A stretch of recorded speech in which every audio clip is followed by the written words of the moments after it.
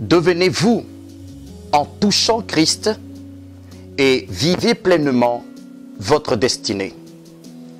Telle est, chers amis, la troisième vérité que nous abordons dans la présente vidéo qui vient clôturer la série sur le thème « Forcez le royaume des cieux pour faire un avec votre vous édénique ». Dans notre texte de base, celui de Marc 5, versets 22 à 34, précisément à partir du verset 27 jusqu'au verset 29, il est écrit ceci.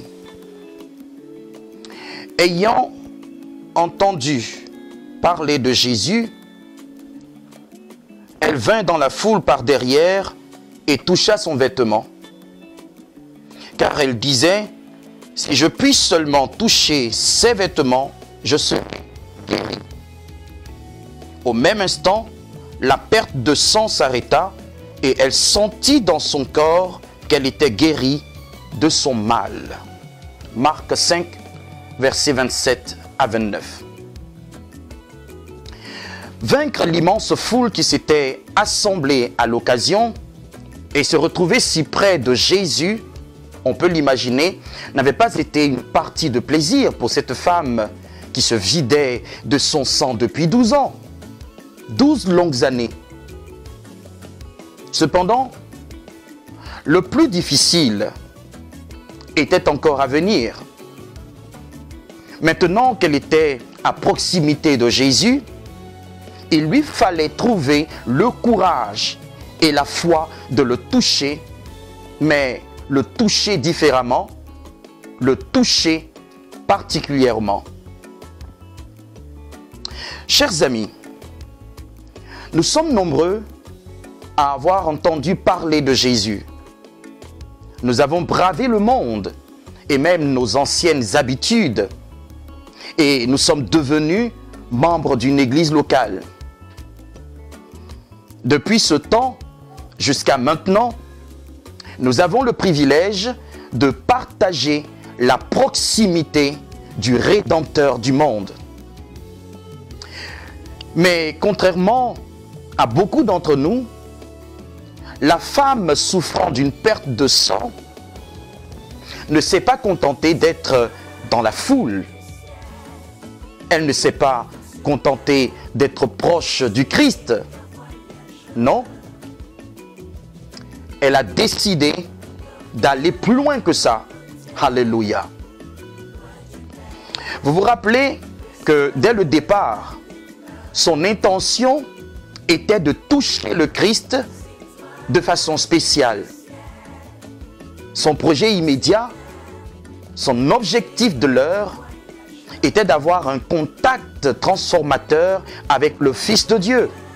Et elle dit, si je puis seulement toucher ses vêtements, je serai guéri.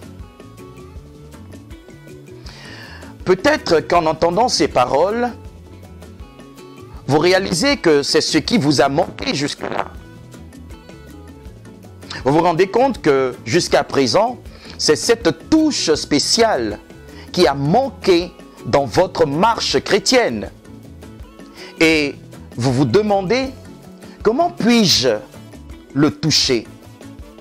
Comment puis-je le toucher? Il est clair que vous ne verrez pas Jésus physiquement, comme ce fut le cas de cette femme. Mais vous pourrez néanmoins faire exactement comme elle et expérimenter ce qu'elle a expérimenté. Une transformation, un changement radical. La Bible fait une précision de taille au sujet de la démarche de cette femme. Une précision, je pense, à laquelle nous devons tous prêter attention. Je vous prie de lire avec moi Luc chapitre 8 à partir du verset 44 jusqu'au verset 46. La Bible dit, « Elle s'approcha par derrière et toucha le bord du vêtement de Jésus. Au même instant, la perte de sang s'arrêta. Et Jésus dit, qui m'a touché?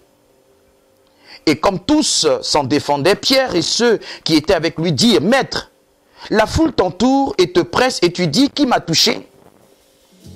Mais Jésus répondit, quelqu'un m'a touché, car j'ai connu qu'une force était sortie de moi. Alléluia.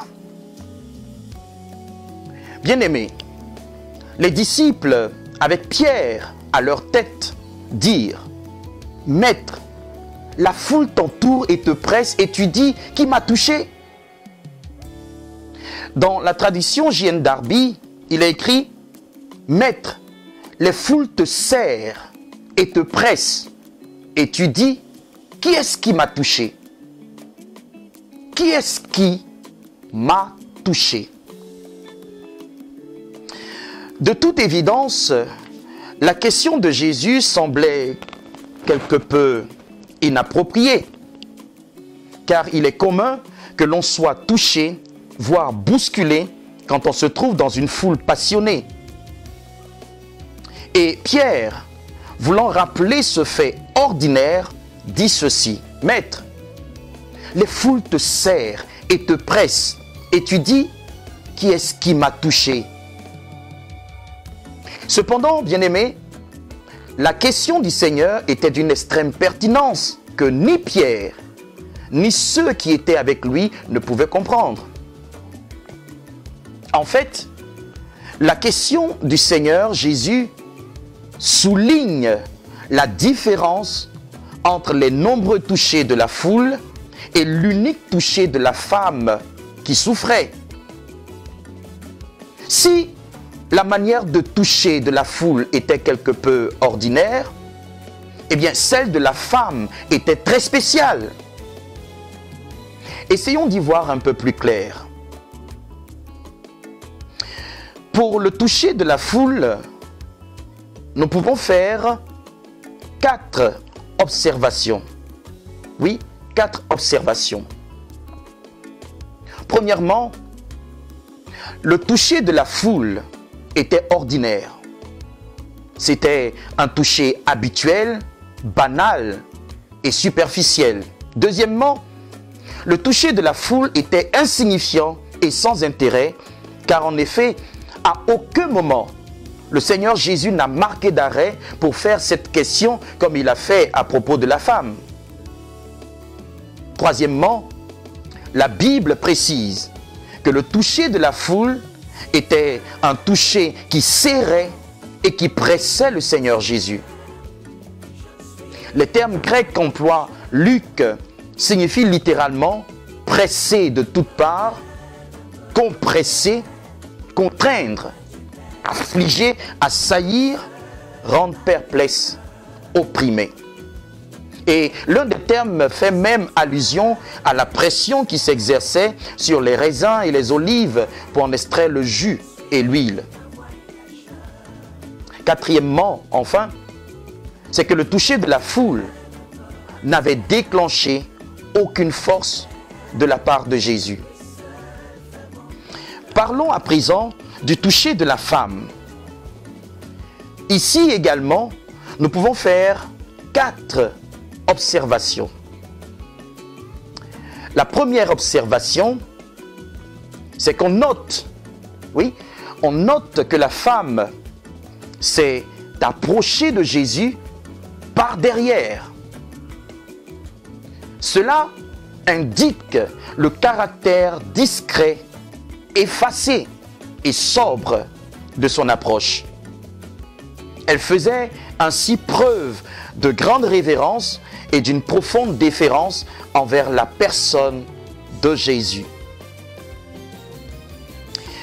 La deuxième observation que nous pouvons faire, c'est que bien que l'approche de la femme était discrète, sobre et humble, son toucher était empreint de détermination, de courage et de force. Visiblement, cette femme n'était pas emportée par l'effet de groupe. Non, Elle avait une forte conviction intérieure qui la propulsait résolument vers son miracle. Cette femme savait ce qu'elle voulait. La troisième observation que nous pouvons faire, c'est que le texte précise que la femme a touché le bord du vêtement du Christ. Ceci est le signe que le toucher de la femme était un toucher de grande foi. Oui, elle n'avait pas cru utile de presser ou de serrer Jésus comme l'auraient fait certains avec exubérance. Non.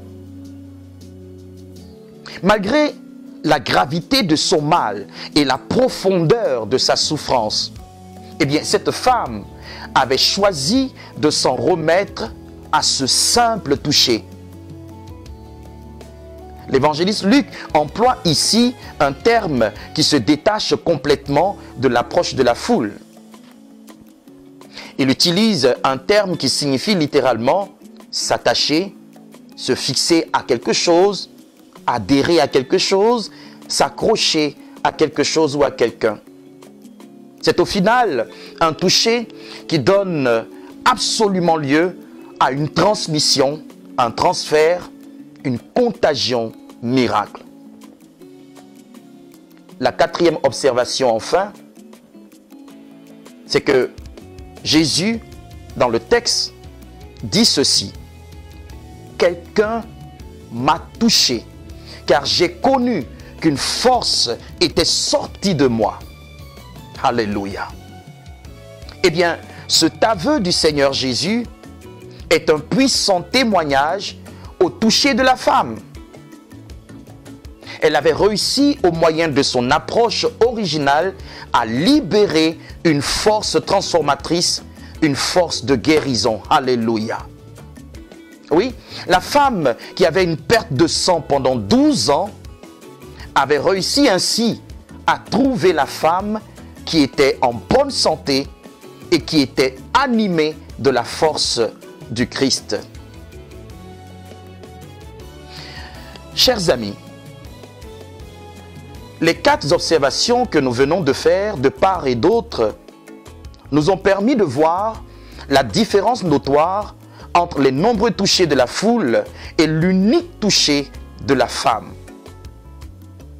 Cela nous apprend qu'il nous faut absolument nous défaire de la méthode stérile, de la méthode improductive, de la foule, des masses. Voyez-vous, ce n'est pas parce que vous avez vu tout le monde agir d'une certaine façon qu'il vous faudra forcément faire de même. Non. Vous n'êtes pas obligé de vous laisser dominer, de vous laisser contrôler et surtout de vous laisser emporter par l'effet de groupe au sujet des choses qui touchent à votre destinée prophétique. Dieu vous a créé unique et vous a créé avec des aptitudes qui sont originales pour pratiquer des œuvres bonnes qu'il a lui-même préparées à l'avance. Vous devez, dès aujourd'hui, dès maintenant même, apprendre à vous battre contre le sens commun, surtout quand vous êtes habité par la vision de votre vous original, de votre vous édénique. Précisons, chers amis, que la foule ici était intéressée par les différents mouvements de Jésus. C'était certes une foule religieuse, mais c'était une foule aux aspirations hybrides, aux aspirations mélangées. Pourtant, il ne sera jamais question pour vous de quitter la foule, de la mépriser ou même de la dénigrer. Comme la femme souffrante, il s'agira pour vous d'ouvrir un chemin modèle qui pourra inspirer de nombreuses personnes après vous. Notre ami n'est pas resté dans sa chambre ou au pas de la porte de sa maison avec l'espoir que Jésus vienne la toucher. Non. Elle a décidé d'entrer dans la foule, non pour se confondre et faire comme elle, mais bien pour rencontrer intimement et personnellement Jésus. Ce que cette femme voulait, c'était de faire un avec son identité édénique, donc de faire un avec le Christ. Elle voulait se soumettre à sa volonté et se conformer à son plan pour sa vie. Et c'est justement ce que vous devez faire vous aussi. Acceptez dès aujourd'hui de composer avec le Seigneur Jésus. Abandonnez-vous à son merveilleux plan pour votre vie et faites-lui entièrement confiance. Cherchez à toucher le Christ afin que sa vie, sa nature, sa force et sa puissance coulent en vous. N'imitez pas ceux et celles qui, dans la foule, passent leur temps à presser Jésus, s'imaginant le contraindre et le plier à leur volonté propre. Avec des prières pieuses, avec des offrandes consistantes et une présence religieuse régulière à l'église, ils ne pensent qu'à imposer à Dieu leurs plans, leurs visions et leurs désirs. Bien que ces personnes suivent le Seigneur, écoutent sa parole, le louent et l'adorent, eh bien ces gens n'ont en réalité aucun égard pour la volonté du Père. Et parce que Dieu paraît trop lent à répondre à leurs attentes, ils le pressent et le serrent de tous côtés. Mais vous le savez maintenant, cette façon de faire ne libérera jamais la puissance transformatrice qui fait faire la rencontre avec notre identité édénique. Oui, Bartimée l'aveugle a fait la rencontre de Bartimée le voyant. Et la femme qui avait une perte de sang pendant 12 ans a fait la rencontre de la femme saine et pleine de vie. Et vous, quand comptez-vous rencontrer votre vous original? C'est sur cette note méditative, bien-aimée, que nous nous arrêtons. J'espère que cette série sur forcer le royaume des cieux vous a fait du bien. Retrouvons-nous la semaine prochaine pour une autre série dans Dream Connection. Que Dieu vous bénisse et excellente marche avec votre vous édénique. Shalom chez vous.